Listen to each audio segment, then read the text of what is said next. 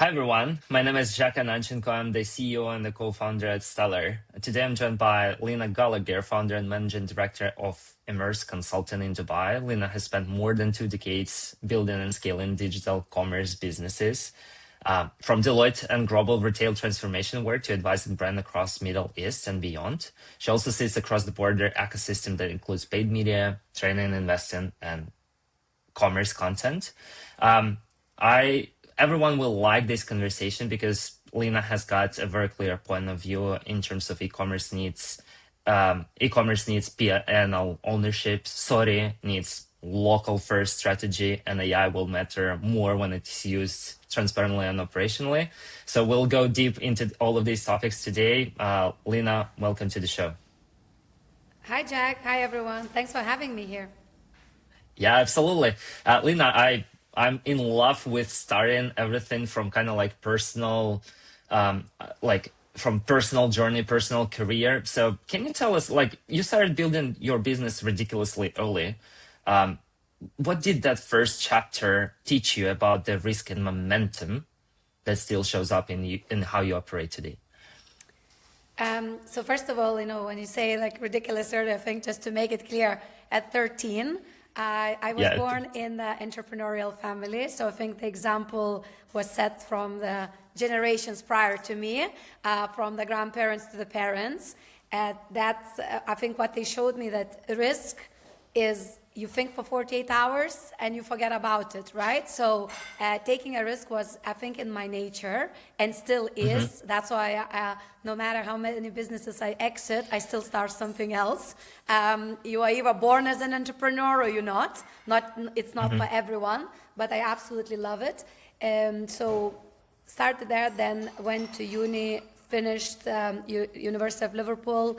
I was studying e-business. I've been all my life since 13 in a digital space, so from building websites to then doing all these very annoying flash banners that all of us, for my generation, definitely, you go on a website and about 100 banners, appear in front of you. That was me. Made some pocket money, build the first brand, exited, then studied, then got to a bit of more structure. With time, you realize that entrepreneurship gives you ambition and the risk appetite. What you need to, in order to build teams, in order to build lasting businesses, you really need not just ambition and risk taking, you need structure, you need ability to build teams, and you need ability to delegate, which for me, until 22, was very, very hard thing to do. I am more, what you call it, a hustler, hands-on, go, take, risk, fall, stand up. Nothing is a big problem until it is a problem. Then when I joined Deloitte, I learned that it's very good to be ambitious, it's very good to be driven, it's very good to be smart, and very good to be curious, what entrepreneurship builds you. But if you don't acknowledge the people side of the company, if you don't acknowledge how to build, delegate, maybe not take every risk possible in front of you, how legal frameworks of different countries work, how, not everyone, I, for example, like a lot of people will agree with me, I always say, I don't believe in 9 to 5. But what you don't believe as an entrepreneur, 9 to 5, does not mean that team, which is going on this journey with you, should be the same. So when I joined Deloitte, I generally learned, I joined Deloitte very young, in London, consulting. I generally think that everything I am doing today and where I am today, it's to do with my parents, my university lecturers that I learned at Liverpool, like they had a significant impact on my life, and absolutely Deloitte. Like these were the 3 success factors that allowed me to continue building businesses, the entrepreneur, continue scaling those companies through structure and like sort of less chaos, which is Deloitte brings it. And my curiosity comes from, like, I would say definitely very good British way of teaching you that solve problems. And Liverpool played a very, very critical role in teaching me not how you need to have a solution in your head, but how to find the solution, how to break into smaller pieces. So a lot of elements in the career, I don't know if you have specific, you want me to dig here, but I definitely believe that risk, energy, appetite needs to have a layer of structure. And that's what makes probably me quite good consultant nowadays and helps me to become a lot better leader and to make sure that I'm not just by myself, as I say, fighting the battles, but I have a team that believes in my vision and not necessarily goes on a crazy work ethic like I do, you know what I mean? Like they could do 9 to 5 and still be part of my team. Yeah, absolutely. And it sounds like, correct me if I'm wrong, but Deloitte gave you like the consulting foundation, whereas you became known for execution. So when did you realize you didn't want to just advise from the outside? Okay, actually, so anyone that knows me, knows that I'm super transparent. If you would ask me, when I worked in London, Deloitte, I have never ever thought about becoming an entrepreneur again. I feel like, I've done that, had an exit, X, Y, and Z. Now Deloitte has one of the smartest people I have ever worked with. They are super structured, incredible projects, incredible clients. And in general, I absolutely loved what I was doing. I wouldn't say it was the best work-life balance, but I absolutely loved every minute about it. At work, after work, Deloitte was definitely like a family, like friends and people that I really imagined hanging out for the rest of my life. So my goal was to become a partner, and it never crossed my mind. Then I moved to the Middle East. I had an unique opportunity. I moved to the Middle East, like young, 26-year-old, and when I decided that it's time to go back to the entrepreneurship is because I saw it in the UAE. They had no e-commerce. So it wasn't that how the Western world was going from multi-channel to omni-channel, kind of going from desktop to the mobile app. The UAE had nothing, not even a website, no app, no website. You cannot buy online. And sometimes the opportunity is too big not to grab it. So even though I was never thinking, it was not about should I be a consultant or entrepreneur again. It was more, wow, the opportunity is just that big that we absolutely need to grab it. I decided to build. Yeah, absolutely. What did you see earlier than the other people, like that e-commerce doesn't exist in a way? Look, so I think the reality was that for the e-commerce I think I absolutely agree with the very famous Jeff Bezos quote where he says, Amazon would not be Amazon and I would not be the richest guy. Well, not now, but when a couple of months before Musk took over. If the previous businesses or previous founders did not build the roads, the infrastructure, like if America would not have US Post, like Amazon would not be Amazon. If all these people would not build warehouses all over the States, Amazon could not rent a warehouse. You know what I mean? Like if the infrastructure does not exist, you cannot do e-commerce. And in 2012, 2010, there were people that, like me, decided maybe to build a copy of Amazon. So some people who said, okay, I want to take opportunity of the West and build a business here. And there were others that were saying, no, we are actually going to build the infrastructure. So in the time when I moved, people were starting to do warehouses for the e-commerce. They start thinking of how can we deliver next day? Like what is the service of delivery? We start thinking about payment methods that, like if the bank doesn't have a payment gateway, like how can you take the payment? So maybe we start cash on delivery. So I was not the unique one, like try to come up with the next OpenAI or Claude, but I was kind of seeing that there are a lot of moving pieces of the puzzle. But retailers, as of the brands that exist in the region and control a lot of the retail in the malls, they are not going to be the ones that are going to say, I need a warehouse, I need to build a team, I'm going to go on Magento, I'm going to hire a completely new team. They were busy enough building the retail side. So for them to diversify attention to the e-commerce for the 2% of the revenue, incremental, there was no, you know what I mean? Because the economy was growing itself, so you didn't need different channels to scale. You had to be opening stores from one mall to the next, to the next, to the next, because the opportunity was still there. So what was unique about my approach was that I actually removed all the headache from them. I said, listen, you don't need to pay me for the service if we're not going. It's a fixed fee. I take from the budget to the tech, to marketing, to hiring the team, to setting up the products. Some of my brands had 60,000 products that we had to shoot images. Like, there was no AI or anything. We had to physically shoot the product. And I took all in one. So I was able to offer to the C-level all in one.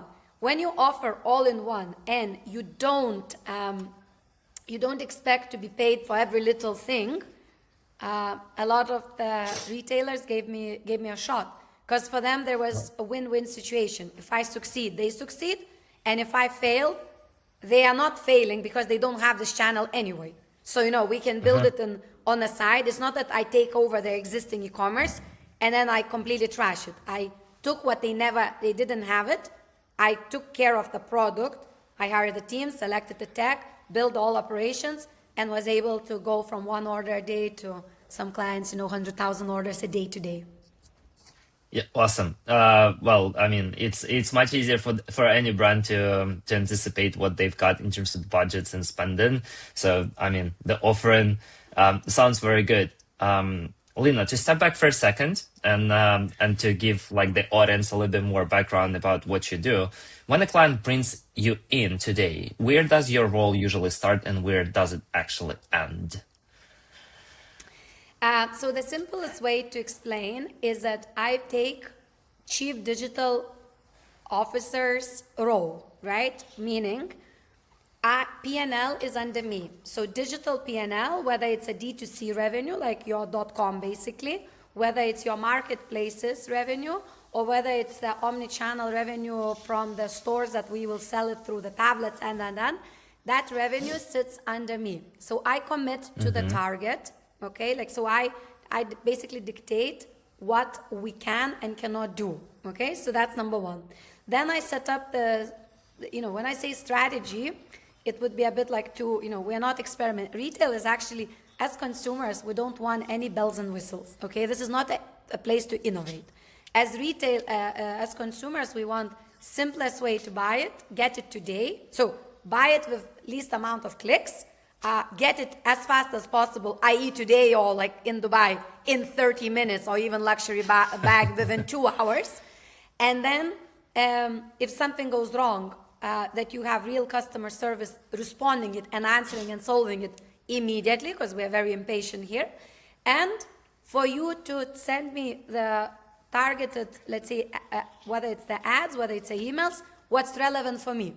If you tick all those simple boxes, none of the consumers currently need like, oh, I need a virtual try-on, oh, I need this, oh, I want you to take me on a journey. Because if even your listeners or yourself, Jack, you could think, as a customer, when was the last time you went to a grocery website and said, yeah, I need to upload all these digital wish lists, see what they have, I want to track it? No, you are already saying, oh no, I hate grocery shopping. It's the biggest headache in my day. So you want in and out. And so my role is to make sure that when I say strategy, it's not about strategy, what we're going to do new, but strategy like how are we going to find Jack, okay, today at the cheapest cost possible. So it could be through paid ads, right? It could be through, maybe you registered on some sort of email list and you're still sitting with 0 orders, my thing. It could be from organic social media because you're following me, or it could be through influencers, affiliates. So when I say strategy, it's basically how can I tap to the right marketing channel to find Jack. When I found Jack, I now think how I need to find Lina. So I need to keep Jack shopping with me month over month over month, and every single day continue looking for the new Jack. That's how I grow. So the strategy is, how do I control the, let's say, cost?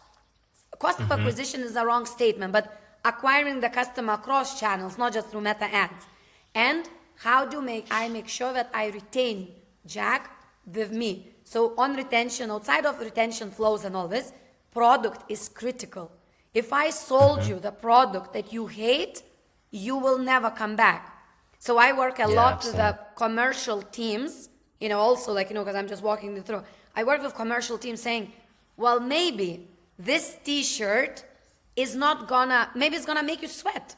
So you will hate us. If you hate us, I cannot afford paying $200 to acquire you because you will never come back. So this LTV is non-existing, and it's not non-existent because we done something wrong in the journey, but the product itself does not keep the promise.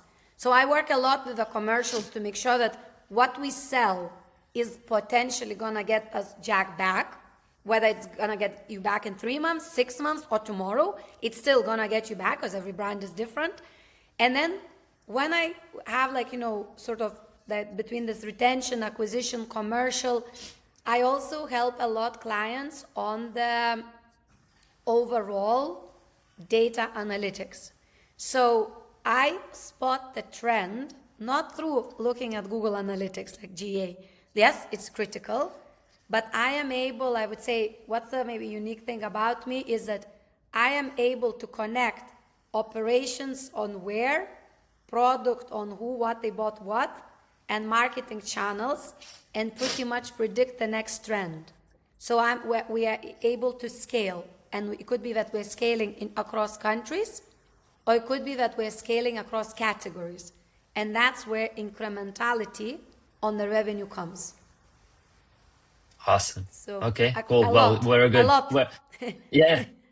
I mean, I'm sure that you would find a lot of common sense with my wife, because like she's also about the product first, and then we are talking about the brand and like whether or not they would be able to retain her as the customer on the next purchase. All the time we speak about this. One little question about the accounts that you work with and like that matter most. What are the decisions that you personally still want to control over? Is it budget, hiring, agencies, platform, channel mix, merchandising? Yeah. So actually, what I maybe want and what I have to do is two different stories. Okay. So I would like to do just consultant walks in, checks few numbers, like pure C-level, and walks out because I'm very quick at reading numbers. In 1 hour, you can get pretty much the next year's plan from me. From after, if you gave me the data that I asked you before, like before any consulting call, I would ask for 3 numbers, and I'm pretty much confident to commit that you will achieve the revenue. If you gave me the answers, I'll tell you what's possible, what's not. So that's probably my USP. So ideally, I continue doing just that, and I would be able to take many businesses in one day. The reality is a bit different because once you operate at the level of 20,000 orders a day, 10,000 orders a day, we're not talking 1 order a day to 5 orders a day. But even if we take not number of orders, maybe I'm not sure if your listeners can resonate with, but if you take scaling from $1 million to $1.5 million is a lot harder than scaling from $10,000 a month to $20,000 a month. So with the smaller brands, I generally don't get myself involved in operational element because with a couple of hours of my maybe suggestions what they need to do, they are able to grow quite healthy. On the brands that are 6 or 7 figures, like predominantly 7 figures per month, on those brands, unfortunately, I have to get involved in a lot of operational stuff. And not because the teams are not capable. They are absolutely capable, but normally we are growing faster than the team itself is able to absorb the growth, okay? So when you're growing faster, you are starting to sell different categories into different cities. Customer complaints increase, not because you're doing something wrong, but because, delivery guide, you start relying on third parties because you're not going to be delivering 20,000 orders yourself. Do you know what I mean? You need to rely on third parties. So we do make mistakes, and my role most of the time, in if you like when we make these mistakes, is to really find it very fast.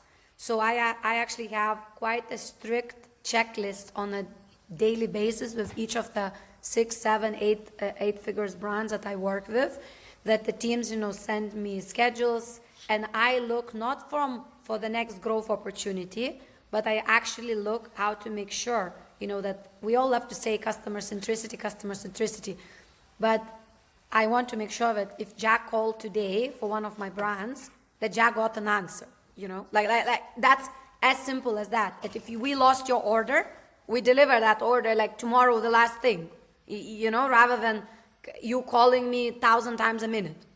So that's where I get myself, and that does not mean that I don't have a team capable of it. I actually have a lot of very capable individuals in each brand. It's more about that maybe I see the issue faster. And from the experience, I've been doing e-commerce 20 years, I know what is the fastest solution to it. That does not mean it's a permanent solution, but it's the fastest solution not to disappoint the consumer. So I get a lot involved on a consumer side, and that could mean agencies, third parties, internal employees, could be paid media agencies that just don't know how to take me from 1 million to 1.5. And this does not mean they're not good team, but it's just that testing needs to increase, the creative output needs to increase, and it's not that they were not doing, that they're doing something wrong, it's just that we need the experience. Experience is very, very important in e-commerce space. Absolutely. Earlier in the podcast, you mentioned that e-commerce is not just a project, and it's basically your public public statement. It's about P&L. What changes inside the company the moment the leadership actually treats e-commerce that way? So maybe, and this is just, maybe not generalizing, but my experience and maybe the clients I choose to work with. So this is like a full disclosure before that. But I work with a lot of traditional businesses, okay? So now what does it mean, traditional businesses? They're global brands, but the point of loss making is just not in their DNA. Like loss making, it's not even, you can't turn up, oh no, but Meta is this, the acquisition is this, we need to invest because they will come back. Everyone would look at me and be like, Lina, loss is a loss. It doesn't matter where it came from. It could be that someone is stealing from the business, it's a loss. So what the biggest, maybe not necessarily how the leadership treats it, e-commerce, a P&L, but one of the hardest things for any retailer or well-established business to succeed online is the understanding that there is a lot of investment needed on the acquisition side in order to break even, okay? So now what it comes with is that we as traditional companies, we're not used to going to the market and raising funds. You know what I mean? We can't go to the venture capital and say, sorry, can you give us $20 million, $100 million just to do some Meta ads? Because we don't even have the shares in our company. You know what I mean? It's a owner, traditional business, it's a owned. You can't be like, okay, can you give a 10% to somebody? The people would look like, what? So biggest issue is educational side of the initial investment that you need in order to even get the e-commerce standing on their own feet, okay? So this understanding, it's never there most of the time, and I blame a lot of third parties, including my own team sometimes. We as vendors, sometimes, we are promising the growth, the numbers, the revenue. But for the traditional retailer, distributor, or traditional brand, when you promise revenue, they assume that if they operate on a, bottom 10% margin, like GP, it's, it's profit. Does that make sense? But what we as third parties not good at explaining is that actually we are promising the revenue. But to get that customer, to make $1 million revenue, you might end up spending 1.1 on Meta ads itself. Okay?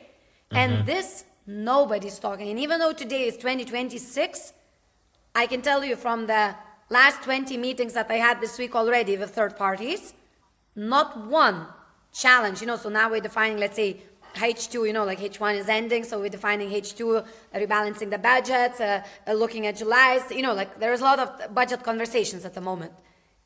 Not one actually stood up and said, guys, we should not grow because I recommend increasing profitability next month. Not one, because we all as third parties worried about losing the retailer or a client. In this way, then you end up losing it anyway, because retailers, distributors, and brands stop believing in digital. They stop believing it. When they stop believing it, they stop prioritizing hiring on better people, they stop prioritizing expensive agencies, and the whole trend starts going down. So to answer your question, what changes in the business, if anyone that enters the business and is able to articulate that for the first 6 months, for the first 12 months maybe, we will be making $1 million a month. And if you have the buying from the company that it's okay, mark my word, Jack, in 12 months, you as an agency will still be there, you as a consultant will still be there, and all of those clients of yours will refer you to so many other clients that you would be actually shocked. But you have to have enough guts to stand up and to tell them that you will be losing $1 million, and this $1 million will have to come from retail offline. So now imagine telling offline retailer, sorry, can you fund my $1 million on Meta ads? It's hard sale. It's hard sale. Because these guys work very hard to get this revenue for you. And they don't know. It's not that they don't understand. They should not know that Meta ads, Google ads, TikTok shops, and blah, blah, blah, take such a high. The acquisition is so high because they're not used to it. So this is the predominant change that you need to explain. If they get it and they accept, you will fly. Now what can happen 90% of time? They will say no. So when they say no, at least you as Jack, as agency, or as Lina, we know where we stand. So we're not promising $1 million revenue for them in the first month. We are saying we might be doing it $50,000 on a profit of 1%. It's still profit, you know what I mean? Yeah. What we will do on that $50,000, we will go after the CRM database that sits now in the offline and does nothing. We might need to launch Meta ads on $100 a day rather than $1,000 a day. We will start testing it. It will take us longer, but we will make 1% profit. And what the most of the clients say, you know what? I've been told I can be the next Jeff Bezos because, e-commerce is the next growth lever for me. I have been told, because that's what a lot of leaders are told. But once you clearly articulate, they say, I actually don't want to lose money. I want to make $500 profit rather than 1 million loss. And I don't need to show to the market that my e-commerce is generating $1 million because I set myself these targets. Is it clear? Right. I don't know. Yeah, absolutely. I mean, it's more than clear. We do pretty much the same thing with our clients. So, they don't have to combine the channels because, like, if there is no e-commerce or e-commerce is much worse than the retail from our perspective, they have to be disconnected for the time being at least because, there definitely has to be, like, as you said, infrastructure is the key for any e-commerce. So if they have the infrastructure, they will be able to succeed. But again, it's all about natural step by step that has to happen in order for all of those things to be optimized for the growth, right? So if we were to compare the markets now versus 2 years ago, Lina, from your perspective, what has become materially harder in e-commerce? Yeah. Number one, there is no free money. That's and I don't even need to compare to 2 years. Even 12 months ago, it was easier to get cash. So at the moment, any founder that is listening here, I'm not talking about retailers because they were never relying on third-party money. But if you were relying on external investment, if you were relying on selling the business, that's gone. Okay, there are always exceptions like 1%. So that does not mean you should not try because you could be maybe the next one that has an exception. But the free cash flow that was available in the market before the interest rates went up is gone. So if you were, even before you were able to find the angel investor that is able to give you $100,000, like $50,000, right? Like angel level, and that's able to give you, because it's for them, there's no point keeping the money in the bank because it's negative. So they might as well take a risk with Jack, right? And give you the money to scale. All of that is gone, okay? So if you are still building the business that is assuming that someone will fund the growth, I really do encourage you to rethink the business, okay? So that's for sure. That's number one. Number two, what changed? So because the growth at any cost is gone, because we cannot tap into the money, so if we are not generating ourselves, we can't double the growth month over month. What that means is that competition kind of leveled out. There's no, like last year, you would have a new supplement brand coming up every 5 minutes, okay? Now, I still have a new supplement brand coming, but maybe once a day, rather than every 5 minutes. So competition is not increasing at the pace as the free money was, because free money was funding all the brands, and what I tell a lot of my clients or startups or D2C brands that I work with, even if this competitor dies next month, this month they stole our target audience a bit. Even if it's 2%, they still took it. That's one. They still increased our CAC because they were bidding on our name, maybe the auction, you know what I mean? So it became that month for us more expensive to win consumer. And at the same time, you as Jack or Lina, you're not going to take 2 supplement brands or 2 shampoos or use 2 mascaras or 2 creams at the same time. So that means even if I survived and you didn't this month, I still lost my lifetime, lifetime value of the customer reduced, and also repurchasing behavior changed, because now you so now that the positive thing is that we are not seeing new brands in the same category coming up every 5 minutes, because the free money is gone. And then, so growth at any cost, no free money. And another biggest change that nobody invested is that everyone, and you can share maybe your clients how views, but everyone, for me, from the big ones, we're talking 100,000 orders a day, probably the biggest I have, to the smallest I have is probably 15 orders a day. Okay, so from 15 orders a day to 200,000, all of them in that spectrum for me started to finally focus on retention. Finally. I can't tell you that for years I was focusing on retention. But it was like a single person like drumming the drum and the band is like playing something else. So what that means is that I always had no stock for the email campaigns. I always had issues with WhatsApp approval campaigns. Our creatives for the retention campaigns would take months on getting anywhere, because everyone's like, oh, it's a very small percent, like let's focus on the ads, on these TikTok shops, whatever. Now, finally, and I'm saying like in that whole spectrum, we are realizing is that it's a lot better to get Jack to buy second time than look for the new Jack. Does that make sense? Yeah. So this is huge. Yeah. And I encourage that anybody, anyone, like you mentioned that my content and all of this, like my Instagram is quite good for founders, like, because the content is very like one man, one woman show kind of businesses. LinkedIn is a bit more enterprise. So if you're running the brand already, like LinkedIn Pro. But what I do a lot, like I encourage these brands constantly, especially on Instagram. I'm like, guys, set up these 5 retention flows. It doesn't cost you anything.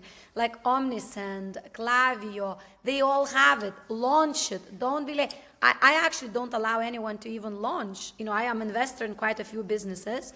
I actually don't give them a penny till I see the retention flows. I actually don't, even if I'm gonna invest, I don't give them a penny till I see that that's part of the business sorted.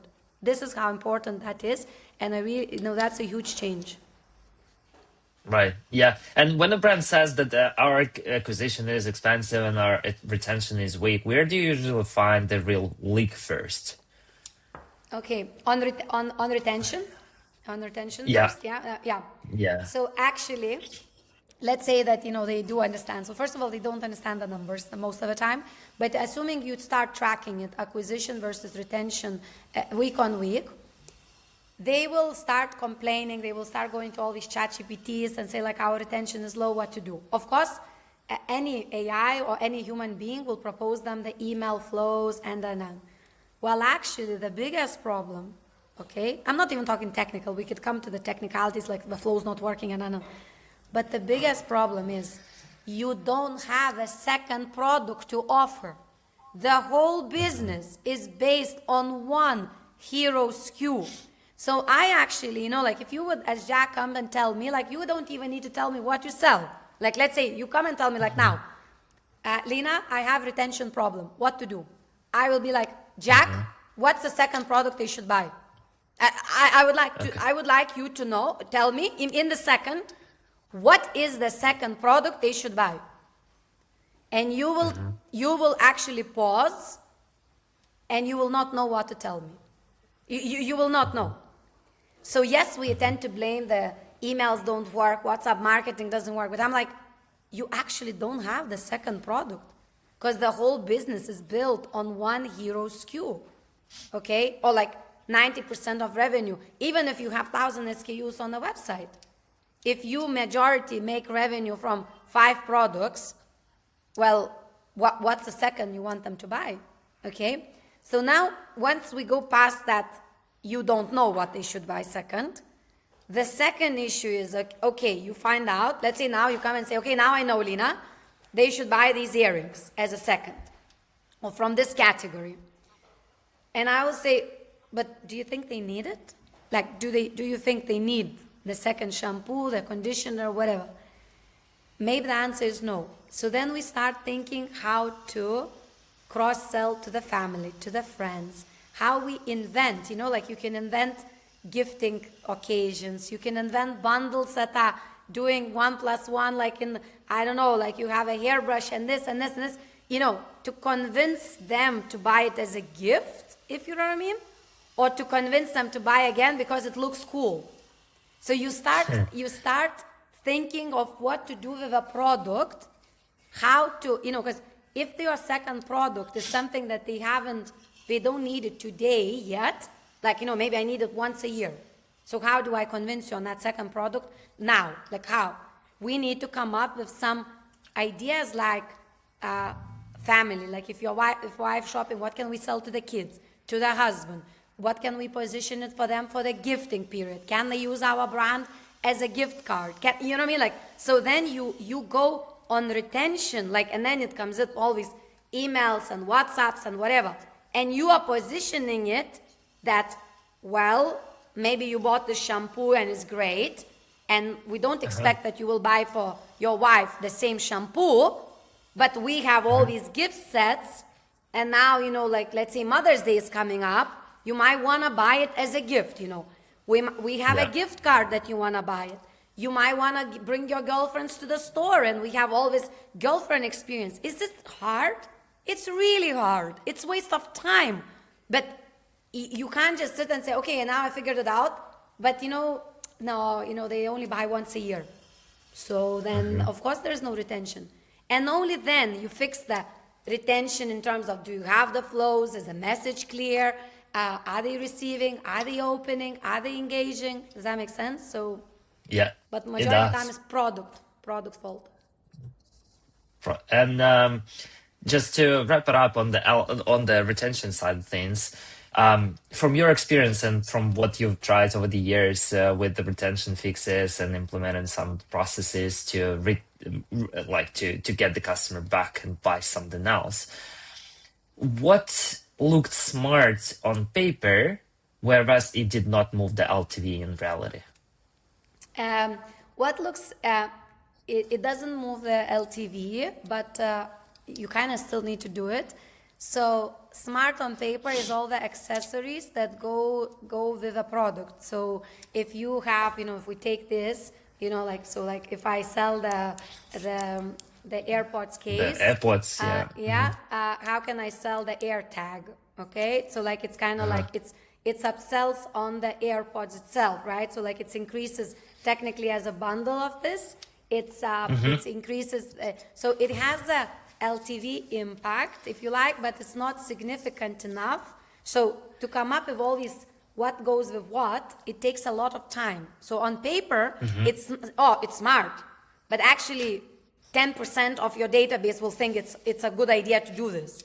So you spend a lot of time in the back end, like, oh, the AirPods case should go with this tag, with this, like you spend a lot of time doing the products, which is, when you need to grow, when you're making 100,000 orders a day, any order extra is already hard growth. Does that make sense? Like you need to be doing all these things because where else, every single person in the country already knows you.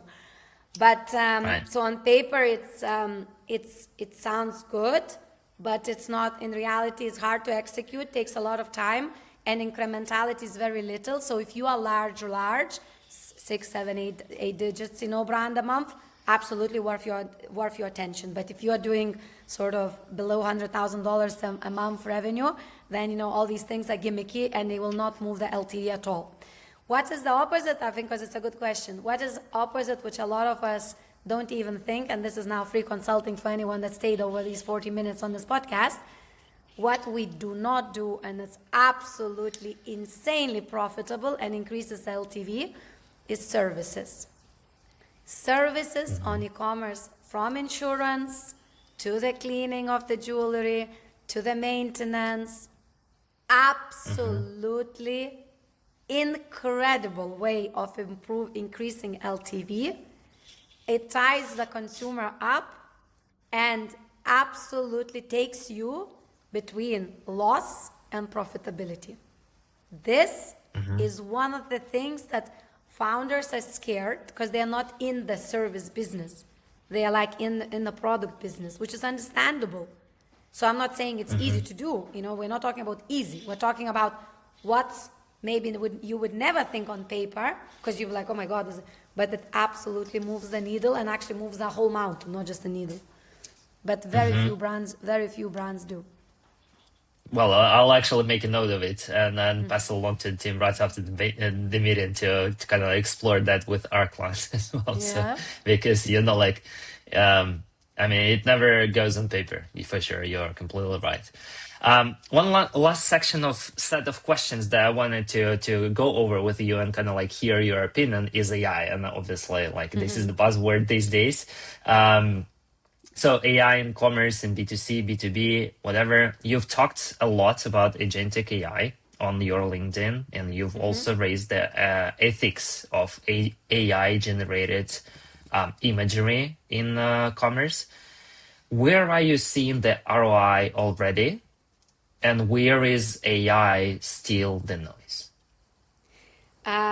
So I will tell you from two angles. Can AI help in every single element of the business in digital at the moment? 100% yes. And we need another podcast just to go into each case study. Use case, okay? Use case, sorry. What is the question that nobody's asking is that the cost of that exercise is a lot more than what the human actual labor currently costs us, okay? So I'm fortunate enough to be based in a region where we have, all sorts of, scale of salaries.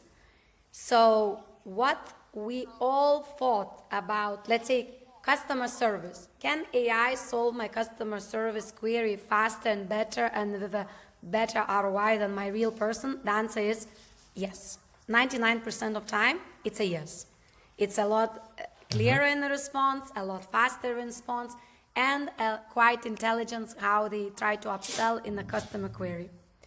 But the cost of that one answer could cost me half of the monthly salary of one employee. Okay?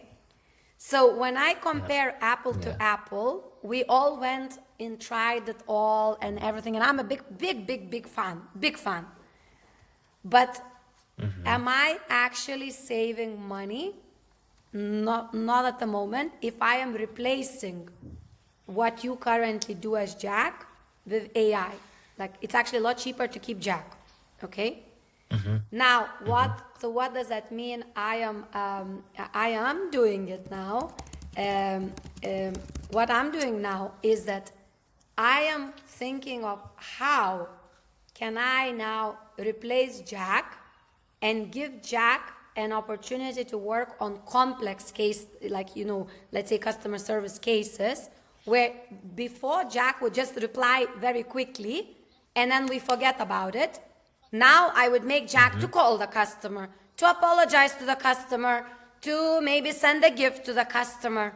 Do you know what I mean? Because I now reduced Jack's KPI from 100 cases a day to 10 cases a day with a lot higher success rate on the happiness of customer.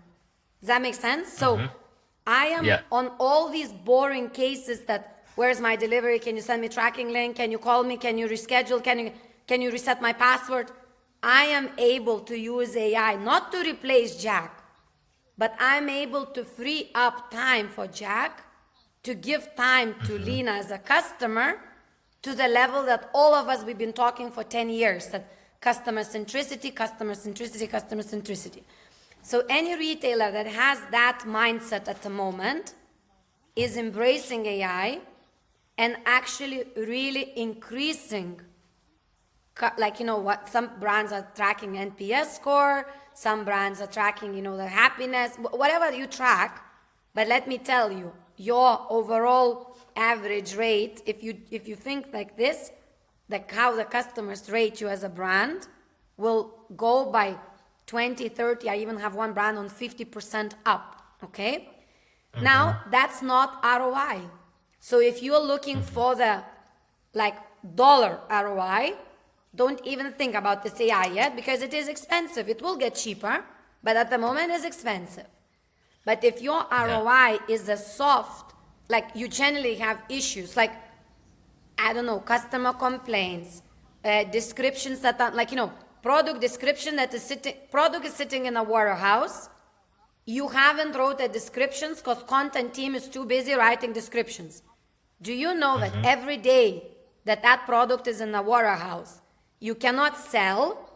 The return window is still extended, so you might go out of season in that time.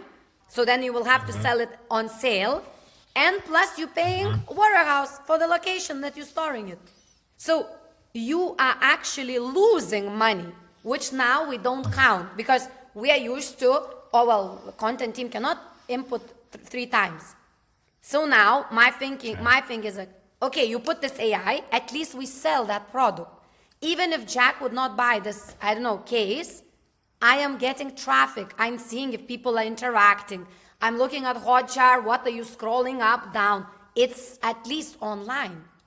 So again, it's not hard ROI because I never counted how much I lost. I actually don't even know if my airport case is sitting in a warehouse without a description. But now that's gone. So because I cannot tell you that was a cost because I never tracked it because that's just the way we were working before.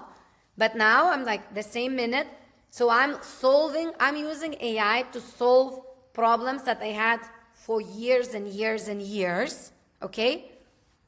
But not replacing people yet, because if I would replace, the ROI is definitely not there. It's definitely not there. Like my objective, and that's why I don't think that AI will kill our jobs. I generally think it will change. So like example from customer service I gave you. If I put you to call the customer and you're not able to speak, well, unfortunately, you are definitely not the right employee for my business anymore, because AI can answer emails. I need a customer service agent that can talk on the phone also. Does that make sense? Well, before, I maybe never had time, to even test you. Can you do it a phone chat? Because my email inbox is like 1,000 queries per minute. So this, and I have like a lot, but we could be do for like a lot of on smart on stock. So I use smart routing. I use stock, like on shelves. You want to take this cup off. What if I have one customer that's worth $10,000 a month for me that comes to this specific store just to buy this specific cup? If I take this out of stock from this specific shelf, I might lose Jack, who is spending $10,000 a month. You see? Yeah. But at the Yeah. moment, it's very, before AI, it was impossible to know who is buying this specific cup, because it would take me 3 days to analyze the data. Now it's like one thing, So all these sort of things that I never even dreamt that I could, these questions was always on my to-do list. And every time it came that should we take stock out, I would ask the team, who buys this product? Who? I want to know the name. I want to see their loyalty status.